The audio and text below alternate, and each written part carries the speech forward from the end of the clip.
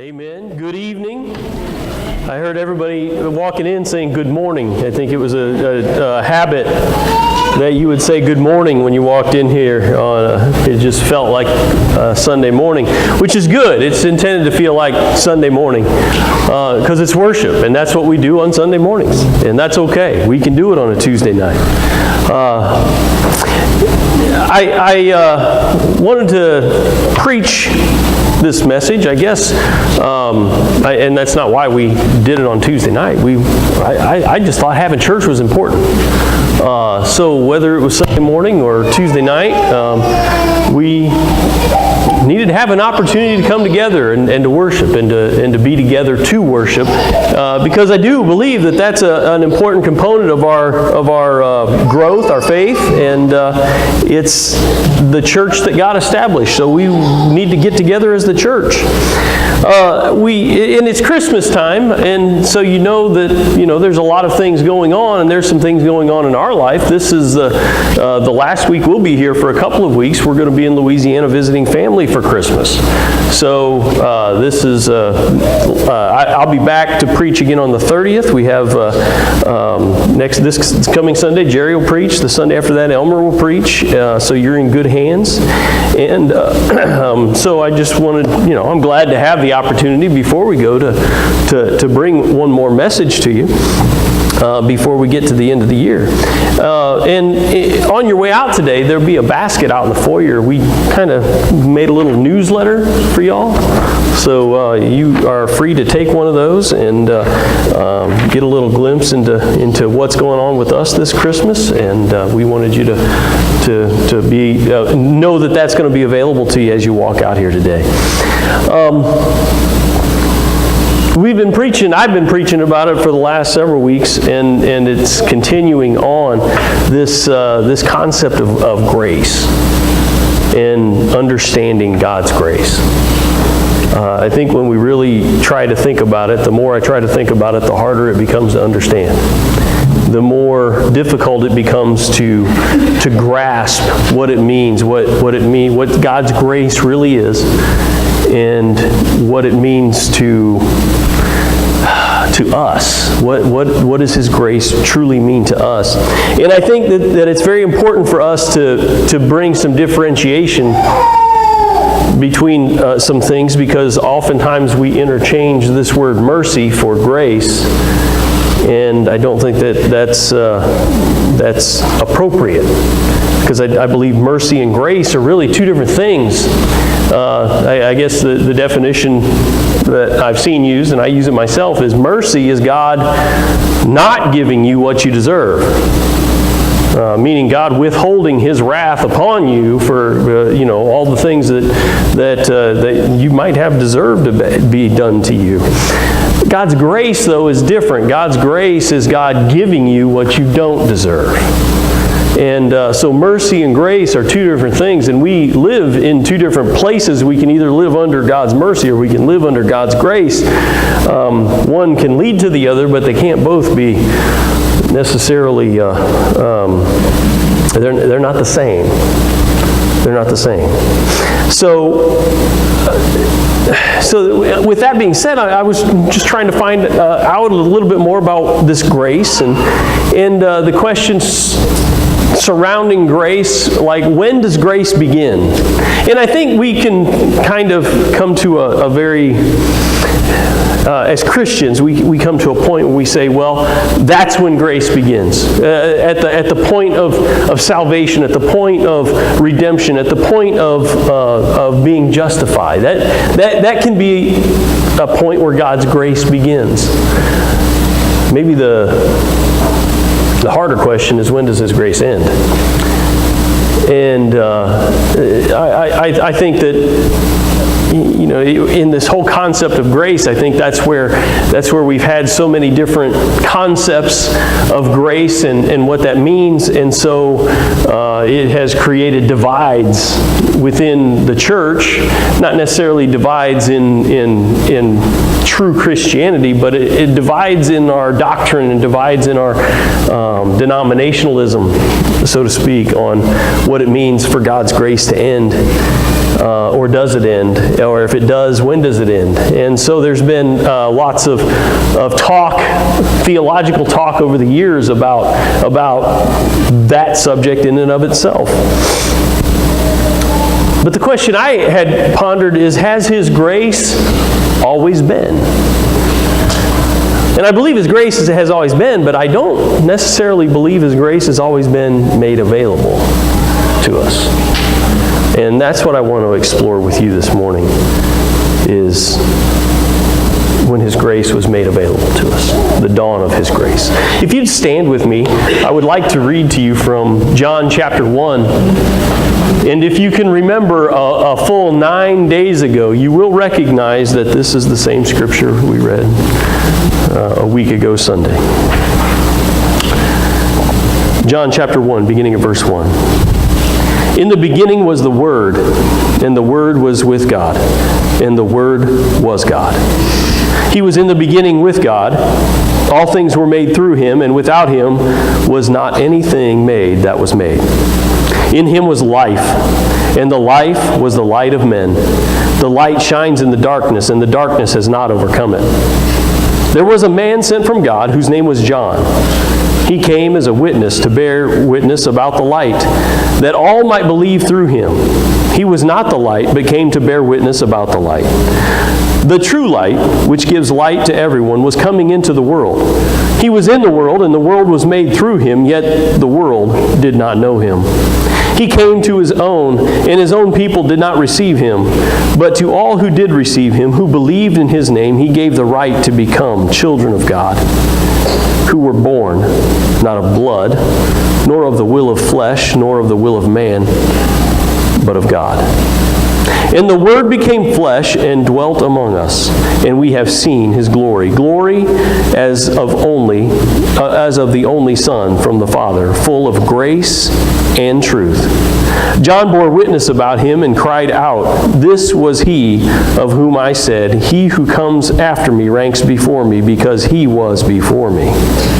For from His fullness we have received grace upon grace. For the law was given through Moses. Grace and truth came through Jesus Christ. No one has ever seen God. The only God who is at the Father's side, He has made Him known." This is the word of the Lord. You may be seated.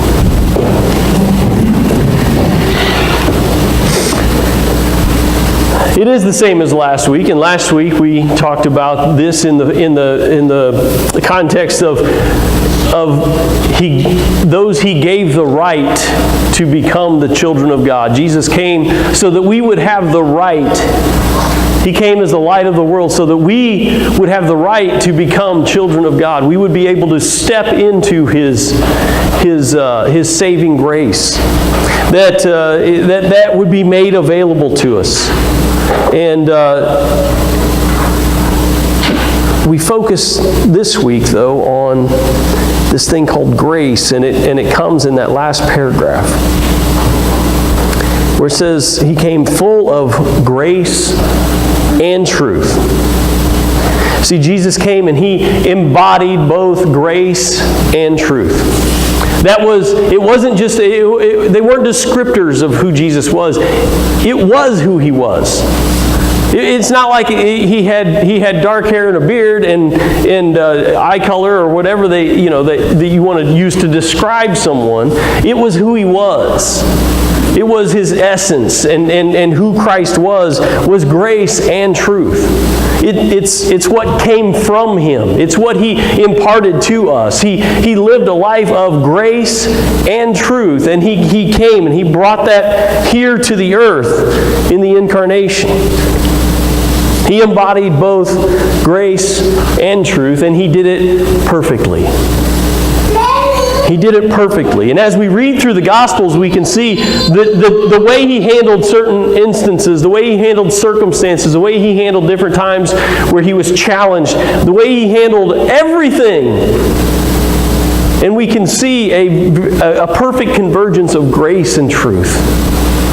And it's just a beautiful picture, and it's a descriptive thing. This paragraph, this first passage of John, the first 18 verses of his book, is very telling. Before we get into the meat and potatoes about the life of Jesus, it's very telling about who he was. And when we understand who he was going into these stories, it comes to light, and we're able to see a little more clearly who this Jesus was. And he was grace and truth. He is grace and truth. See, the focus of the end there, and it's revealing. The whole thing is revealing. It reveals about his always being, his eternity with God. It reveals about John, the messenger being sent before him. It reveals him as light and the redemptive power of Christ. And then it comes and it finishes with this concept of grace.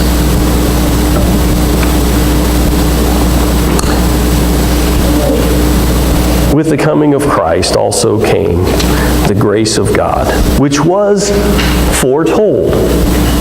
It was given to us beforehand, and if we look at any of this, we can all point back to some place in the Old Testament and see that, we were already told that this is who he was going to be.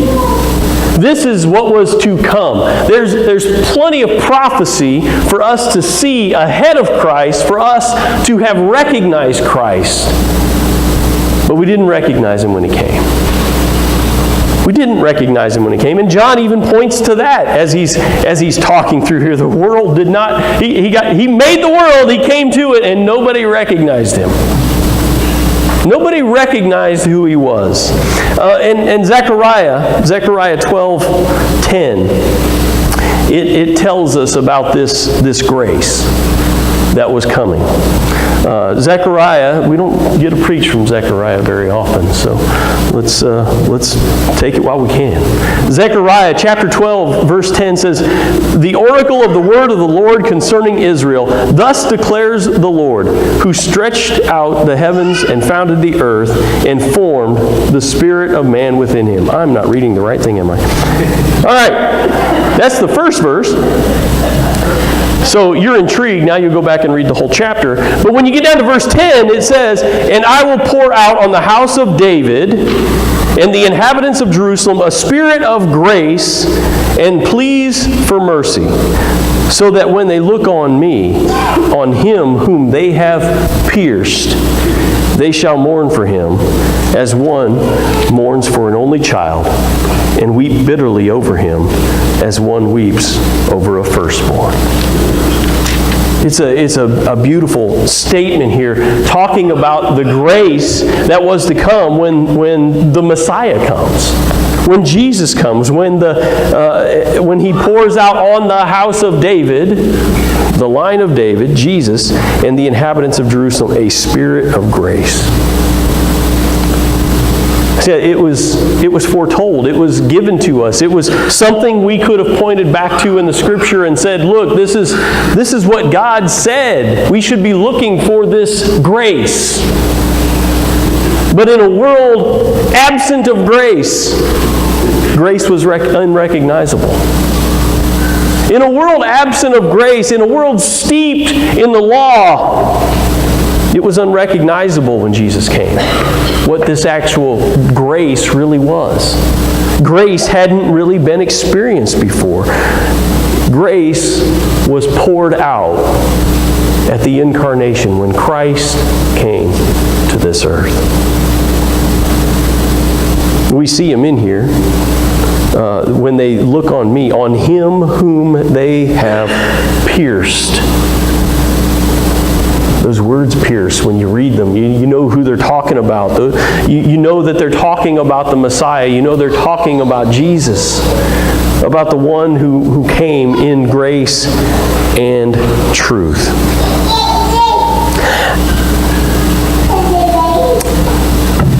It's funny, I use this thing called Bible Gateway. I'm sure others have found that and use that quite often. I just did a search, and I went ahead and plugged in the word grace in the Old Testament.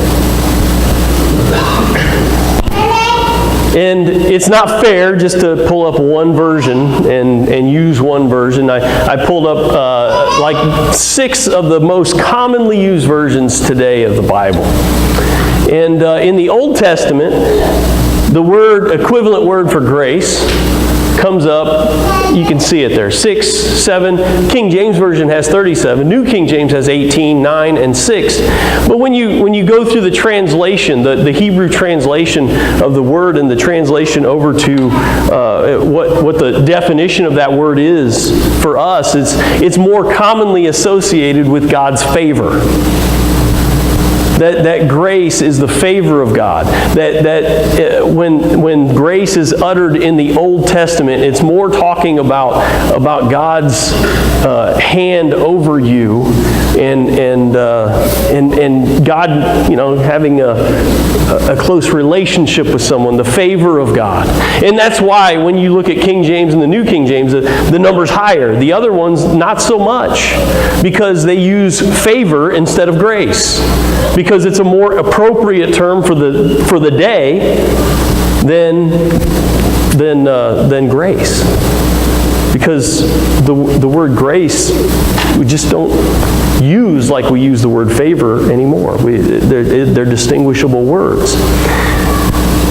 So I just looked at that and I'm like, wow. You'd have thought we'd talked about grace a lot more.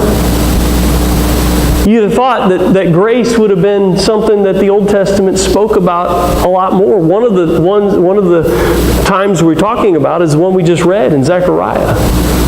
And it was the foretelling of the grace to come. But the rest of them talk about just favor. And then you look at the New Testament, and you see how many times the word grace is uttered. The word grace is very prevalent in the New Testament. The word grace is, it didn't have any real meaning until Jesus Christ came to this earth. And John talks about that. John tells us about that, and he says, look, for the law was given through Moses. The time of Moses was the Old Testament.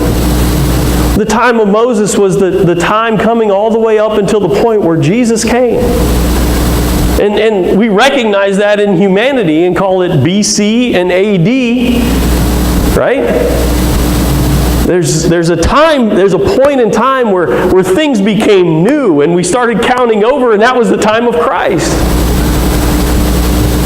And that's what happened when Jesus came. Things became new. The fulfillment of the law had come. Christ was here. We no longer had to rely solely on mercy and sacrifice. We could now go from mercy to this thing called grace. The law of Moses said, hey, you're lucky that God doesn't strike you dead. That's His mercy. God's not going to strike you dead, but you deserve it. And if you deserve it, you better go make the proper sacrifices to make sure that you're okay.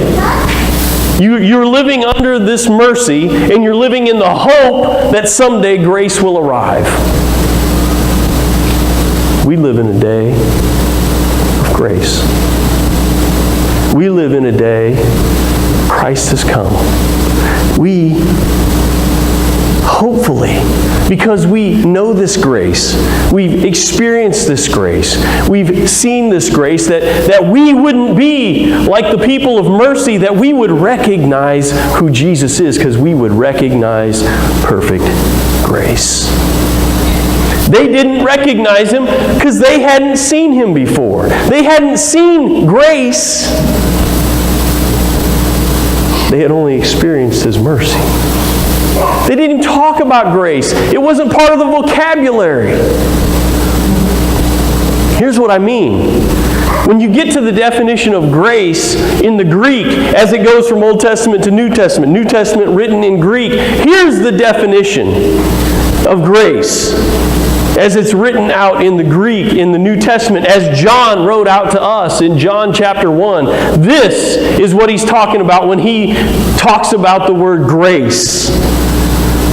Merciful kindness by which God, exerting His holy influence upon souls, turns them to Christ, keeps, strengthens, increases them in Christian faith, knowledge, affection, and kindles them to the exercise of Christian virtues. That's a big definition. That's different. That's different than anybody in the Old Testament had ever experienced. They hadn't experienced that grace because Christ had not yet come. They only lived in the hope that someday there would be grace. Christmas Day, grace arrived. Grace showed up. Grace came to this world. It was new. And it was unrecognizable. I'd be foolish to think that living under the same circumstances as everybody in the Old Testament, that I would be able to pick out and recognize Jesus. But it wasn't until Jesus came, until people could truly be able to start to experience this grace that He was bringing. This grace that He was offering. This grace that He was. He is and was grace, and He is still grace. Grace is still available for all of us. Grace has been made available because of Christmas and because of the incarnation of Jesus Christ coming to earth as a baby, coming to earth as a child, growing up in the same circumstances that you did, and embodying and exemplifying that perfect grace that He wants us to experience. That grace that says that we should be growing, that He keeps and strengthens us. He increases us with Christian faith through His grace. Through His grace, we can grow in knowledge, we can grow in our affection, and He will kindle to us the exercise of Christian virtues. That means He will have us become like He was. We too can be grace. That's the good news. That's why Jesus came. That's why He did what He did. And that's why He died on that cross. To complete the joy, to complete the grace. He was unrecognizable to that world. He was unrecognizable because He brought something that had never been seen before. What's the lesson for us there? We've never lived in a world without it. We've never lived in a world without His grace. The danger there, the danger for us is that we would take His grace for granted.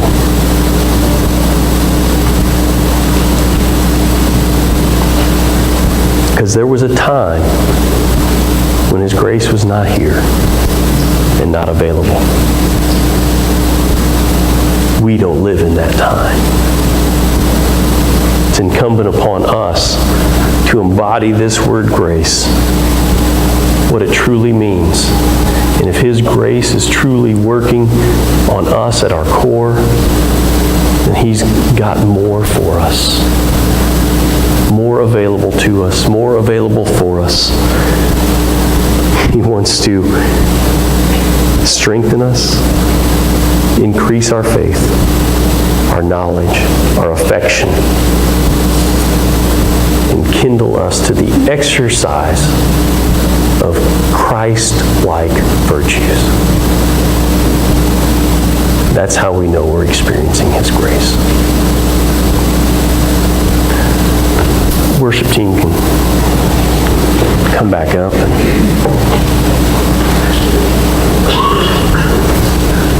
and we'll finish off our Tuesday evening. Again, I'm appreciative that you've come out. And this is Christmas time, a time to celebrate the grace that came so many years ago and the grace that's still available to us today. Stand with us as we sing, and as always, our prayer altars are open for any need you may have.